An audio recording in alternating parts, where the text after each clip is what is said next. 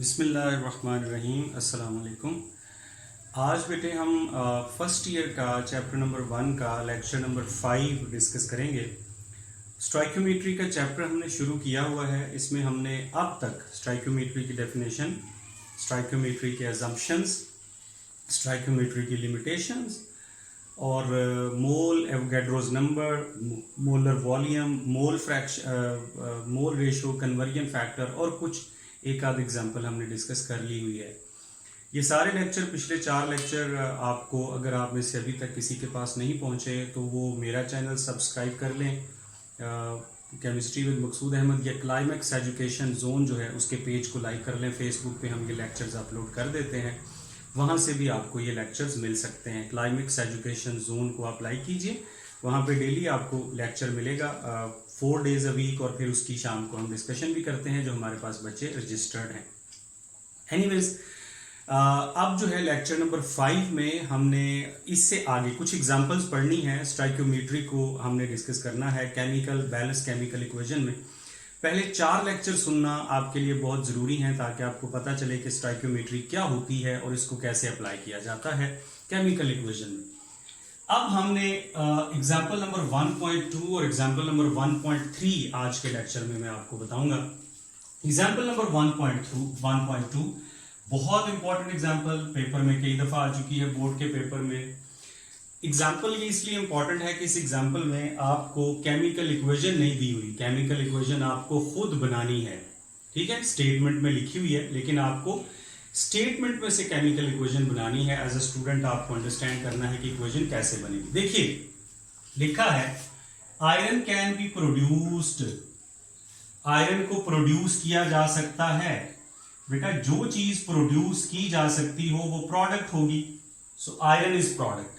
ठीक है, from iron ore, iron की एक ओर है जो हम ओर जमीन से एक्सट्रैक्ट करते हैं, वहां से हम आयरन ओर बनाते हैं। तो जिस चीज से हमने आयरन की ओर को बनाया वो रिएक्टेंट होगा। ये पहली स्टेटमेंट होगी। Iron can be produced from iron ore Fe2O3 by reacting the ore with carbon monoxide. उसने ये भी बता दिया कि ओर का रिएक्शन हम कार्बन मोनोऑक्साइड से करवाते हैं। Carbon dioxide is produced in this reaction as a by product. Carbon dioxide जो है वो इस रिएक्शन में एज अ बाय प्रोडक्ट बनती है। ये सारी चीजें उसने लिख दी कि आयरन ओर का रिएक्शन आप कार्बन मोनोऑक्साइड से करवाते हैं, आयरन बनती है और साथ में carbon dioxide as a product बनती है। सबसे इंपॉर्टेंट बात स्ट्राइकोमेट्री में इक्वेशन का बैलेंस होना होता है। यहाँ पे क्योंकि आयरन 2 है तो इसलिए हमने इसके साथ 2 लिख दिया, ये तो हो गया बैलेंस। ऑक्सीजन इस साइड पे 3 + 1 4 है, इस साइड पे 2 है। अगर मैं इसको 2 से मल्टीप्लाई करूं, ऑक्सीजन तो 4 हो जाएंगे लेकिन साथ कार्बन भी 2 हो जाएंगे, जबकि इधर कार्बन 1 है, फिर मुझे इधर 2 करना पड़ेगा। अब एक्चुअली है ये कि ये ऑड है, ये इवन है, तो ऑड इवन के लिए आपको मल्टीप्लाई करना पड़ता है। इसको मल्टीप्लाई कीजिए 3 से, ये 3 कार्बन मोनोऑक्साइड हो जाएंगे। 3 + 3 6, इसको मल्टीप्लाई कीजिए 3 से, इससे ये होगा कि ये भी 3 2 are 6। इक्वेशन का बैलेंस होना जरूरी है। अब आप इस इक्वेशन को अच्छी तरह से याद कर लीजिए। स्टेटमेंट जो आखिरी स्टेटमेंट है उसमें एक्चुअली क्वेश्चन है कि 425 ग्राम अगर आपके पास ओर हो तो आपके पास आयरन कितना प्रोड्यूस होगा। आपको इस ओर की क्वांटिटी दी हुई है 425 ग्राम और आपसे पूछा है इसका मास कितना होगा। आपको मास गिवन है और किसी और चीज का मास फाइंड करना है। नो प्रॉब्लम, स्टाइकोमेट्री यही आसानी हमें मुहैया करती है कि एक चीज का मास, वॉल्यूम, मोल, एवोगैड्रोस नंबर हमें दिया हो, सिर्फ एक का, हम पूरी इक्वेशन में से किसी दूसरे का भी कैलकुलेट कर सकते हैं।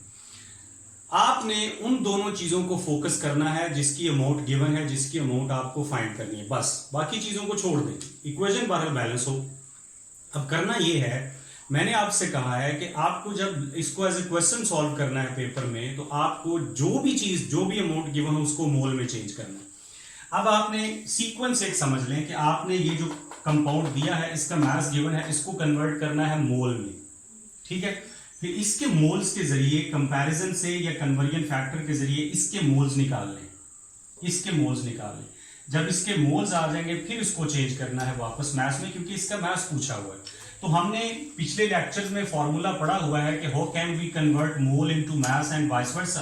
ये हमें पता है। तो मैं इसका सोल्यूशन आपके सामने करता हूं कि इसका सोल्यूशन आपने एज अ स्टूडेंट कैसे करना बेटे ये है आपने कि सबसे पहले आपने लिखना है मास ऑफ Fe2O3। जो मास इसका आपको गिवन है वो है 425 ग्राम। क्लियर हो गया, गिवन है।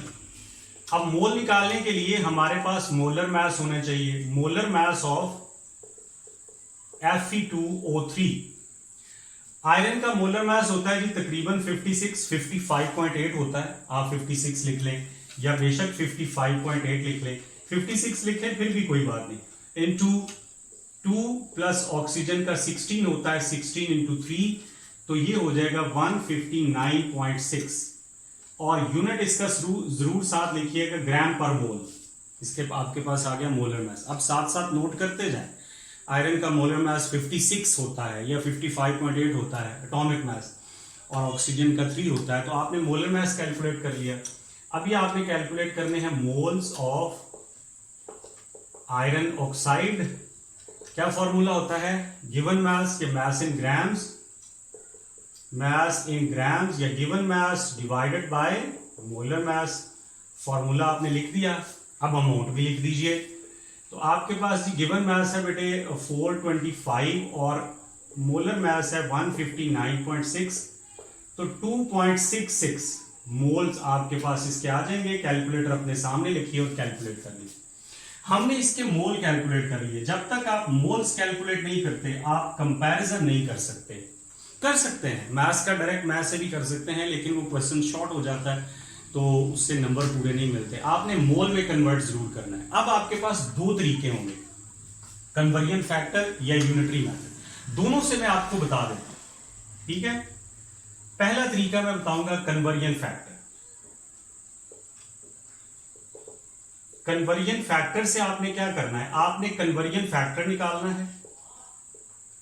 अगर आपने मेरा पिछला लेक्चर सुना होगा तो आपको अच्छी तरह से पता होगा कि कन्वर्जन फैक्टर क्या चीज होती है। बैलेंस केमिकल इक्वेशन में जिसकी अमाउंट फाइंड करनी है उसका कोफिशिएंट डिवाइडेड बाय जिसकी अमाउंट गिवन है उसका कोफिशिएंट।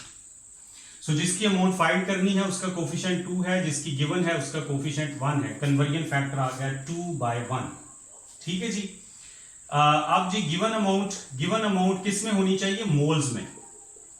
आपको जो गिवन अमाउंट मोल्स में है, मोल्स जो आपने कैलकुलेट किए वो 2.66। ठीक है जी। अब आपने जो कैलकुलेट करना होता है, required amount is equal to given amount multiplied by conversion factor. ये तरीका है। गिवन है 2.66। अच्छा, रिक्वायर्ड आपको क्या है? पहले आप निकालेंगे कंपैरिजन से मोल्स ऑफ, इसके मोल निकालेंगे, इसके आयरन के। सो मोल्स ऑफ आयरन गिवन क्या है? Moles of iron oxide multiplied by conversion factor 2/1 है, तो 5.32 मोल्स आ जाएंगे जी आपके पास आयरन के। किसके मोल? आयरन के मोल्स। अब आपने कैसे चेंज करना है इसको मास में? So mass of iron is equal to, बहुत ही आसान, moles multiplied by molar mass. यही फॉर्मूला है, यही फॉर्मूला है। मास निकालना हो तो moles multiplied by molar mass. Moles आपके पास हैं जी 5.32 और मोलर मास आपके पास आ गया आयरन का सिर्फ, जिसके आपने मोल्स आपके गिवन है 55.8 या 56 पुट कर लीजिए, तो ये तकरीबन 297.39 ग्राम आपके पास जी इतनी आयरन बनेगी। 425 ग्राम आयरन और से तकरीबन 297.3 ग्राम आयरन बनेगी। क्लियर हो गया? मास गिवन है, मोल फाइंड करें, फिर उसके मोल से जिसकी हमें मास निकालना है उसके मोल निकालें कंपैरिजन से, यूनिटरी मेथड से या कन्वर्जन फैक्टर से, और फिर उसको मास में चेंज कर लें। अब मैं इसका दूसरा तरीका बताऊंगा, यूनिटरी मेथड। आपने दोनों में से कोई एक मेथड अप्लाई करना है, ठीक है। आपकी मर्जी है कि कौन सा मेथड अप्लाई करें।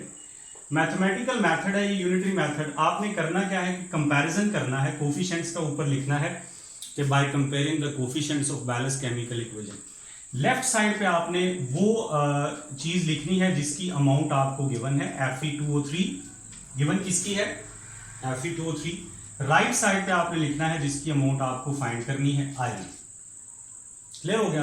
अब कोफिशिएंट देखिए, आयरन का कोफिशिएंट, आयरन ऑक्साइड का कोफिशिएंट 1 है, सो इसका कोफिशिएंट आपके पास 1 है। आयरन का कोफिशिएंट आपके पास 2 है। ये होगी इक्वेशन। अब आयरन ऑक्साइड का 1 मोल हो तो आयरन के 2 बनते हैं, ये हमें बैलेंस केमिकल इक्वेशन ने बता दिया। अब देखिए कि इसके मोल्स गिवन कितने, मोल्स नॉट मास, इसके मोल्स हैं 2.66, तो इसके 2.66 मोल से इसके कितने मोल फाइंड बनेंगे, हम इसको x लिख देते हैं, हमने फाइंड करना है। अब क्या करेंगे, क्रॉस मल्टीप्लाई करेंगे, सो ये आ जाएगा जी x is equal to 2.66 multiplied by 2, that is equal to 5.32 moles. बिल्कुल वही आंसर यूनिटरी मेथड से भी। ये देखिए, अब इसको आगे मैथ्स में चेंज कर लीजिए। बहुत इंपॉर्टेंट एग्जांपल है, ये मेथड अप्लाई कीजिए, यूनिटरी मेथड का कीजिए। बहरहाल आपने अल्टीमेटली सीक्वेंस ध्यान में रखिए। मोल का फॉर्मूला आपको याद होगा, जिसका भी मास गिवन है उसको मोल में चेंज करें, चाहे वो रिएक्टेंट हो या प्रोडक्ट हो, फिर उससे कंपैरिजन करके उस चीज के मोल फाइंड करें जिसकी अमाउंट आपको फाइंड करनी है। अगर तो मोल ही फाइंड करने हैं तो क्वेश्चन हल हो जाएगा। अगर आगे मास या मॉलिक्यूल फाइंड करने हैं तो फर्दर उसको सॉल्व करना पड़ेगा।